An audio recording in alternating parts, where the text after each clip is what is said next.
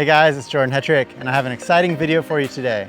In today's video, I'm going to compare the new Insta360 X5 360 camera with last year's model, which is the Insta360 X4. To help you decide whether you should upgrade to the newest model, or if you're in the market for a new 360 camera, which one's going to be the right one for you. Whenever a new camera comes out, I always get lots of questions from you guys about the new features and the quality of these cameras.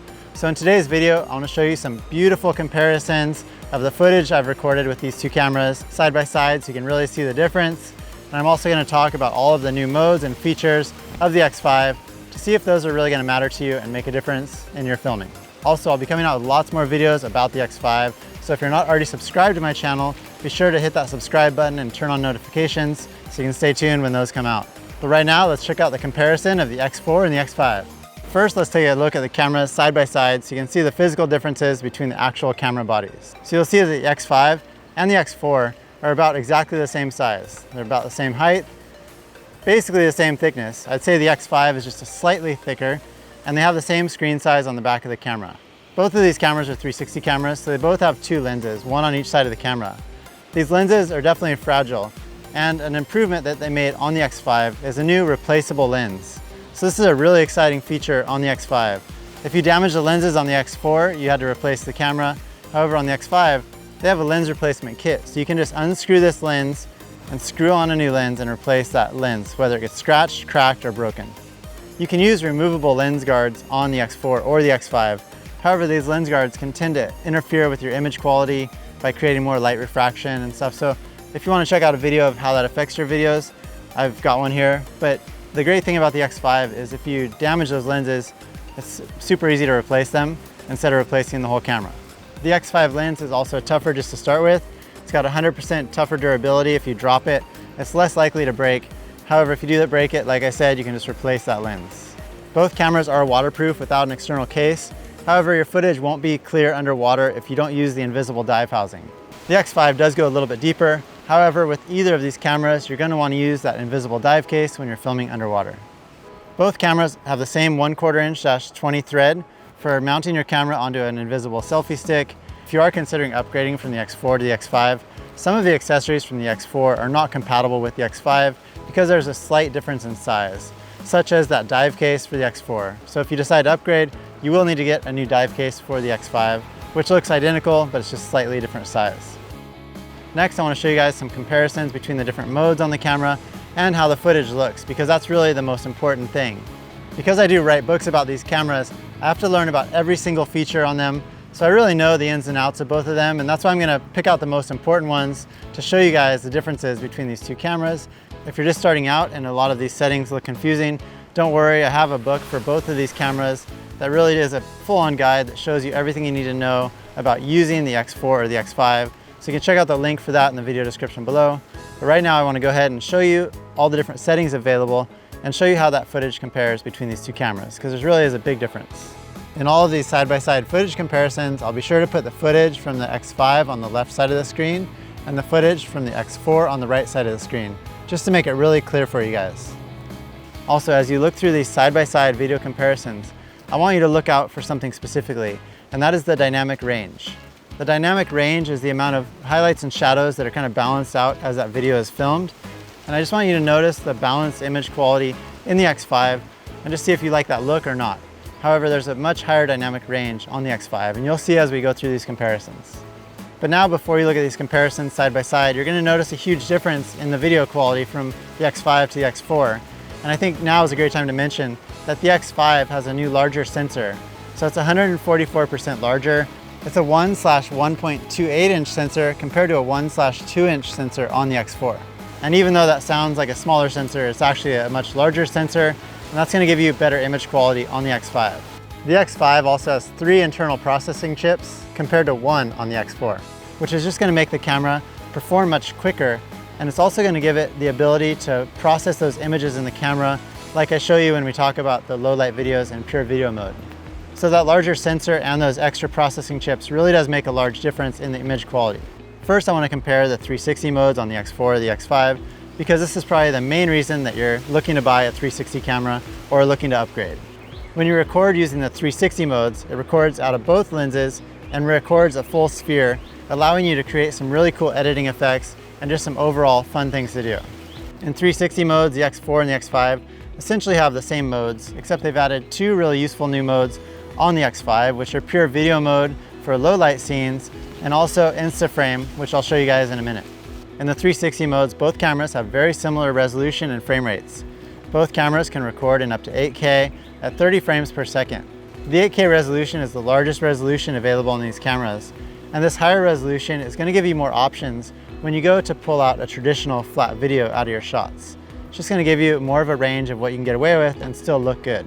And when I say 8K in a 360 mode, it's actually different than what you would think. It's not a flat video, it's actually a 360 sphere that adds up to that 8K resolution. So if you don't understand how that works, I do have a video, I'll link right here. You can check that out, and it's really useful to understand how that resolution affects your videos. Even though both of the cameras have a similar bitrate, you'll notice the higher quality on that X5 footage. And I'm gonna zoom in way beyond really where you should zoom in on these shots to show you a close-up of what the quality looks like when you compare them between these two cameras. If you want to record at a higher frame rate for slow motion or cinematic shots, both cameras record at 5.7K at 60 frames per second. And this allows up to 2.5 times slow motion. So you can see some really nice cinematic shots, but you'll definitely notice a higher dynamic range on that X5 footage and just better quality overall. And if you want really slow motion in those 360 videos, you can record at 4K at 120 frames per second on the X5 or 4K at 100 frames per second on the X4. Obviously that's not as high of resolution, so you can't zoom in as far when you reframe those shots, but for some really wide angle super slow motion shots, these work really well. The X5 has some really nice active HDR footage. Both cameras offer HDR. However, on the X5 you can record at 5.7K at 60 frames per second, compared to the X4, which records at 5.7K at 30 frames per second. So you can't play it back in slow motion. That active HDR footage can really make a big difference in those high contrast scenes. When it comes to low light scenes, the X5 really shines with the new pure video mode. Pure video mode is specifically designed for recording in those low light scenes. It's going to bring out more lights in your shot, it's got noise reduction, and better stabilization when you're recording those low light scenes. Pure video mode can be used at up to 8K at 30 frames per second. I have noticed you can still get some jittery footage using pure video mode if you're recording with your camera and not holding it steady. However, if you hold your camera steady, you're going to get some really nice shots using pure video mode. It's going to brighten up those scenes even when it's really dark and pull in some light that you didn't really expect to be there. Since the X4 doesn't have a pure video mode, you basically just need to record at a lower frame rate. So I'll show you a comparison between pure video mode and the X4 at 5.7K at 30 frames per second, just to show you how these two cameras compare. If you are recording a lot in low light scenes, such as around sunset, in the evening, or even high action and shady scenes, that pure video mode is really going to be helpful for you. Like I said before, Insta360 also added another exciting new mode to the X5. This new mode, InstaFrame, allows you to record two videos at once. One of the videos will be a flat, traditional video, and you can choose to have it framed towards you, so you keep yourself in the shot, or you can choose a fixed perspective. The other video that it's going to record is a regular 360 video of the same footage. However, you can go and you can reframe that video later if you want to change the perspective or whatever you want to do with it, just like you would with any other 360 video. And I find this really convenient. Just so you have those videos ready to go, you don't have to do any reframing on them. But then that 360 video is also there for you if you do want to go reframe it. Both cameras also can take 360 photos at 72 megapixels, so you can get some great 360 photos there. There are lots of other really fun 360 modes on these cameras, like time lapse, got time shift, bullet time, but these are the same between both of the cameras, so I'm not going to cover them here in this comparison. If you want to learn more about those modes, I show them in my beginner's guide for each of these cameras. So you can check out that video, and I'll put the link in the video description below. If you do decide on either of these cameras, it's a great way to get started and help you learn the basics so you can get out there and start filming. And like I said, don't worry if you don't understand all these modes. I've got it all covered in my book in a really easy to use format that you can hold in your hand. So just go check that out if you want to learn about all these modes and get the most out of your camera. The Insta360 X5 and the X4 can also record single lens videos, and that's just going to be recording out of one of the lenses. The settings are essentially the same between both of the cameras. Both these cameras can record single lens, traditional flat videos at 4K at 60 frames per second. But of course, because there's a larger sensor on the X5, it's still going to be higher quality than the X4. I'd still say that single lens videos don't match the quality of a traditional action camera like the Ace Pro 2 or a GoPro, for example. For a lot of different things you're recording, audio is also a huge deal on these cameras. And the X5 has a new windproof microphone here. So you're going to get better audio out of the X5 than the X4.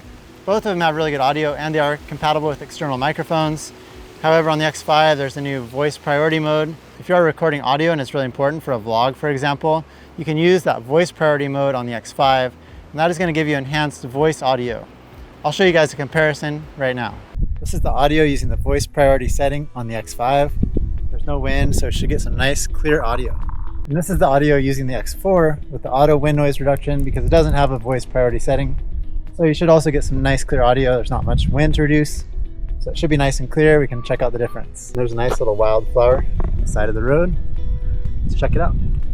Now that you've seen the footage and the modes and you know what to expect from either of these cameras, let's take a look at how they actually function when you're out there filming. I'll tell you guys about a few of the improvements on the X5 so you can see if that's going to make a big difference for you. The X5 does have a larger battery than the X4, so you're going to get longer battery life when you're using the X5. Also, it's got quick charging, so when you need to recharge those batteries, it can recharge in 20 minutes to a full battery. And I have to say, with the triple processing chip on the X5, it definitely performs a lot faster when you're starting up the camera or even saving your videos. There's not much of a processing time afterwards because it's got those 3 chips in there and it's just really working fast. As far as overheating, I didn't have much of an overheating problem with either of them. I recorded at 8K at 30 frames per second, and the X5 went to full battery before overheating. The X4 overheated shortly before the battery was empty, but they still recorded a long time, especially considering it was at the highest resolution and it was sitting flat on a table. If you're out there with your camera in the air, walking around, I don't think you should have any overheating problem. As far as the extra features that you might use when you're out there recording, both cameras have voice control, so you can start and stop recording with your voice, and they also have gesture control, which allows you to start and stop recording with just a hand signal. The X5 also has a twist to shoot option, so you can twist the camera to start recording. This can be pretty useful, especially if you have your camera in the dive case, for example, and you just want to start it that way. So that's a nice option, another way to start and stop recording, which is pretty convenient. As far as transferring over your footage and editing and creating some really cool things, both the cameras are going to be a really similar experience. They both work with the Insta360 app on a phone or a tablet, or with Insta360 Studio on a computer, so you can create some really cool stuff with either of these cameras. They both are compatible with Insta360 Plus, which is the cloud service. So, in terms of what you're going to get once you got your footage, it's going to be very similar. As far as cost goes, the newer models, such as the X5, are typically about $100 more than the previous year's model. It's usually around $500, but because the prices might change due to the tariffs, you can check the link in the video description below for the current pricing for each of these cameras. Now that I've shown you everything about the X5, I just want to point out a few of the features that really stand out to me and share my opinion about it. The replaceable lenses are innovative, and I think it's really smart because now if I damage my camera, because I don't like to use the lens guards, now I can replace those lenses and I'm not going to ruin the camera. I've also got the larger battery, which is always a good thing, so you can get more recording time, and the overall dynamic range and quality, plus that pure video mode so you can record in low light scenes. I feel like those are the highlights for me. It's a great camera. If you're considering upgrading and those features matter, then go for it. If you're just getting into the 360 camera market, the X5 is a much more solid camera to start with because you can record day or night. But the X4 is also solid, so if that price difference is going to hold you back, go with the X4. Hope you guys enjoyed the video. If you do decide on one of these cameras, I've got a link in the video description below, and I usually have some discounts there for you guys too, so check that out. Thank you guys so much for watching. 360 cameras are super fun, so I hope you have fun with it. I'll see you guys in the next video.